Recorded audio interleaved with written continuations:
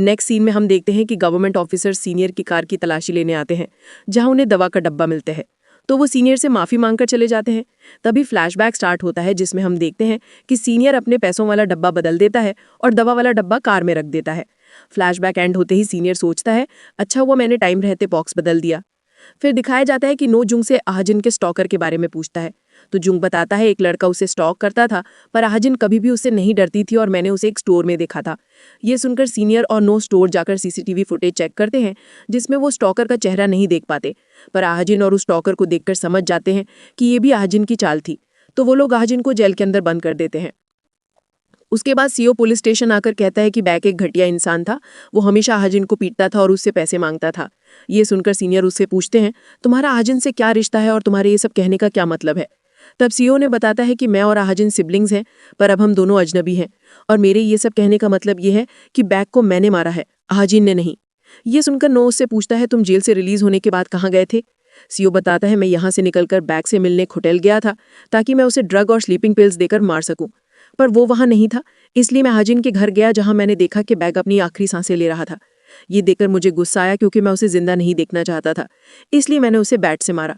वहीं no hotel में जाकर इन्वेस्टिगेशन करता है और उसे पता चलता है कि सीओ सच में वहां गया था और उसने वहां की सीसीटीवी फुटेज को बर्बाद कर दिया था। इधर सीनियर सीओ की बातों को सुनकर उससे पूछते हैं, तो फिर तुम ये सब करने के बाद सरेंडर करने का क्यों सोच रहे हो। तो सीओ सीनियर से पूछता है, क्या मैं ये नहीं कर सकता। फिर हम देखते हैं कि ऑफिसर आहाजिन को रिलीज कर देता है और उसे बताता है कि हमें तुम्हारा स्टॉकर मिल गया है और उसने अपना जुर्म भी मान लिया है और वो सीओ है। ये सुनकर आहाजिन समझ जाती है कि सीओ ने फिर से उसे बचा लिया है, तो वह आहाजिन वहां से जाने लगती है। अब फ्लैशबैक स्टार्ट होता है जिसमें हम देखते हैं कि सीओ आहाजिन के घर जाता है और बैग को मरा देखकर डर जाता है। वहीं आहाजिन बुरी हालत में बैठी होती है, सीओ से उठाने की कोशिश करता है और रोने लगता है। फिर वो टॉयलेट जाता है और वहां का कमोड चेक करता है जिसमें टोपी के टुकड़े फेंके हुए होते हैं। ये देखकर वो याद करता है कि यह आहाजिन अपने साथ लाई थी। तब वो जल्दी से टोपी के उन टुकड़ों को उठाकर एक बैग में भर देता है और वहां की सफाई कर देता है। इसके बाद वो आहाजिन के पास आता है, उससे बैट लेता है, उसे अच्छे से साफ करता है, फिर खुद उस बैट से बैग के सिर में मारता है और वहां से होटल चला जाता है।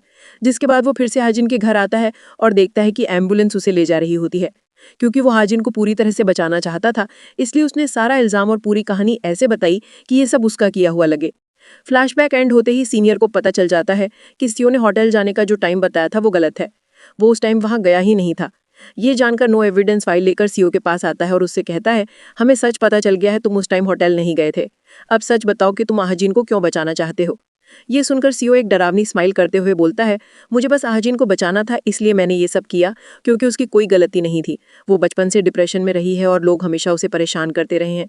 तो नो उस पर गुस्सा करने लगता है, जिससे सीओ उस पर हमला कर देता है और कहता है, मैं उसे प्यार करता हूँ, उसे कुछ नहीं होने दूंगा। तब नो कहता है, तुम उसे ठीक से नहीं जानते, वो बस तुम्हें यूज कर रही है, उसने चोई के साथ भी यही किया। तभी बाकी कॉप्स आकर सीओ को पकड़ लेते हैं और उसे वहां से ले जाने लगते हैं, जिससे सीओ चिल्ला चिल्ला कर कहता है, बैग को मैंने मारा है, आहाजिन बेकसूर है। दूसरी तरफ नामरा आहाजिन को मेरी के पास ले जाती है। तब मेरी आहाजिन से कहती है, तुम सीओ की फिक्र मत करो, मैं उसे जेल से रिलीज करवा दूंगी, क्योंकि मेरे पास पावर है और तुम जानती हो जिस समाज में हम रहते हैं वहां सिर्फ उसी की चलती है जिसके पास पावर होती है। तभी मीरी के मोबाइल पर एक कॉल आता है और उसे बताया जाता है कि सीओ जेल से बाहर आ गया है। तो आहाजिन पूछती है, तुम इन सब के बदले मुझसे क्या चाहती हो।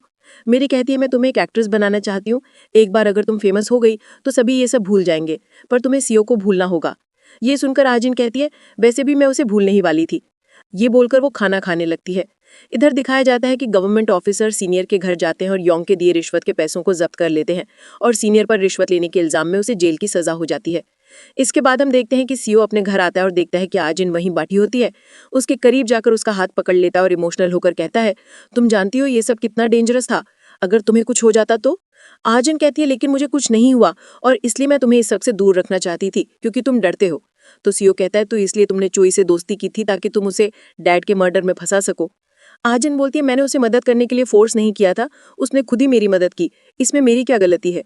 सीओ बोलता है, पर तुमने उसे ऐसा करने पर मजबूर किया और सिचुएशन को ऐसा बना दिया कि वो तुम्हारे पास ही आए। तब आहाजिन गुस्से में कहती है, भली तुम्हें मेरी बात बुरी लगे, पर मुझे सिर्फ अपने को बचाना है। तब सीओ उसे शांत करते हुए कहता है, मैं हमेशा तुम्हारे साथ हूं और तुम्हारी तरफ हूं, फिर तुम्हें मुझसे झूठ नहीं बोलना चाहिए था। तो आहाजिन कहती है, तुम